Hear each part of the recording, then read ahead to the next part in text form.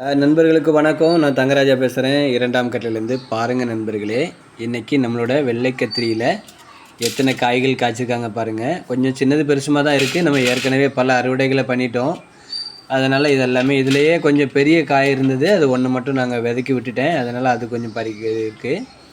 இதை விட அது பெரிய காய்ங்க. இப்போ இது பார்த்திங்கன்னா இப்போ இருக்கிறதுல இதுதான் பெரிய காய். ஆனால் நம்ம மேலே விதைக்கி விட்டுருக்கிறது இதை விட பெரிய காயாக விட்டுருக்கோம். அது மட்டும் இல்லைங்க, இன்றைக்கி பாருங்கள், அவரை குளிர் காலத்தில் தான் காய்க்கும்பாங்க. இந்த அவரை நம்ம இதுதாங்க இப்போ வந்திருக்கக்கூடிய காய்ச்சிருக்கு. இதுதான் முதல் முறையாக காய்ச்சது பெரிய அவரை. இது கொஞ்சம் இது நம்ம ஏற்கனவே பறிச்சிருக்கோம்ல, நம்ம குட்டி அவரை. இது நாட்டு அவரைன்னு சொன்னாங்க. இது ரெண்டுமே இன்றைக்கி சேர்த்து பறிச்சிருக்கேங்க. நம்ம காத்திருந்ததுக்கான பலன் தாங்க இந்த விதை. இந்த காய் பார்த்திங்கன்னா கொஞ்சம் பெருசாக இருக்குது.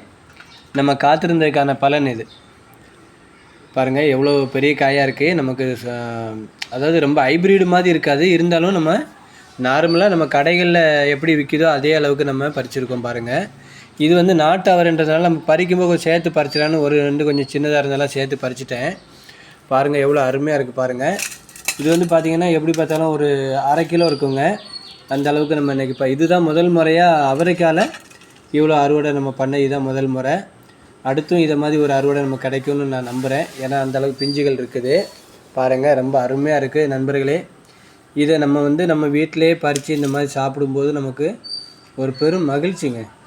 இதில் மருந்து இல்லை, உரம் இல்லை, அதெல்லாம் தாண்டி நானே விவசாயம் பண்ணி நானே இதை சாப்பிட்றேங்கிறதுக்குன்னு ஒரு மகிழ்ச்சி தனியாக இருக்குங்க.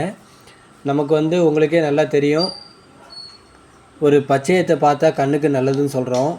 அந்த செடியை வளர்க்குறதுல ஒரு குழந்தைய வளர்க்குறதுக்கான சமம் அது.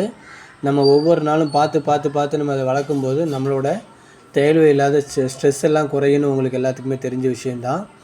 அதை நான் அனுபவபூர்வமாக அனுபவிச்சுட்ருக்கிறதுனால நான் இதை நம்ம நண்பர்களுக்கு பகிர்றேன். தயவு செஞ்சு நண்பர்களே, நம்மளுடைய தற்சார்பு முறைகளை கண்டிப்பாக குழந்தைங்களுக்கு சொல்லுங்கள். இதை மாதிரியான சந்தோஷங்களை அவங்களும் அனுபவிக்கட்டும். அதுதான் என்னோடய ரொம்ப முக்கிய நோக்கம். கண்டிப்பாக எல்லோரும் இதை ஃபாலோ பண்ணுவீங்கன்னு நான் நம்புகிறேன். என்னோடய வீடியோவை சில நேரங்களில் 2000 பேர் வரைக்கும் பார்த்துருக்கீங்க. அத்தனை நல் உள்ளங்களுக்கும் ரொம்ப மனமார்ந்த நன்றியை சொல்கிறதுக்கு கடமைப்பட்டிருக்கேன். அது மட்டும் இல்லை, நம்ம சப்ஸ்கிரைபரும் இன்க்ரீஸ் ஆகிட்டே தான் வரோம். கண்டிப்பாக என்னோடய வீடியோக்களை பொறுமையாக இருந்து பார்த்த எல்லா சப்ஸ்கிரைபர்ஸ்க்கும், என்னோடய சப்ஸ்கிரைபர் அனைவருக்குமே எனக்கு மனமார்ந்த நன்றி. ஒவ்வொரு நாளும் இந்த வீடியோக்களை நான் போடும் பார்க்குறீங்க. கண்டிப்பாக நீங்களும் முயற்சி பண்ணுங்கள். குழந்தைங்களுக்கும் நீங்கள் எடுத்து சொல்லுங்கள். இதே மாதிரியான வீடியோக்களை பார்க்க என்னோடய சேனலை பாருங்கள், சப்ஸ்கிரைப் பண்ணுங்கள், சப்போர்ட் பண்ணுங்கள். மறக்காமல் பெல் பட்டனை தட்டி விடுங்க. தேங்க்யூ, பாய்.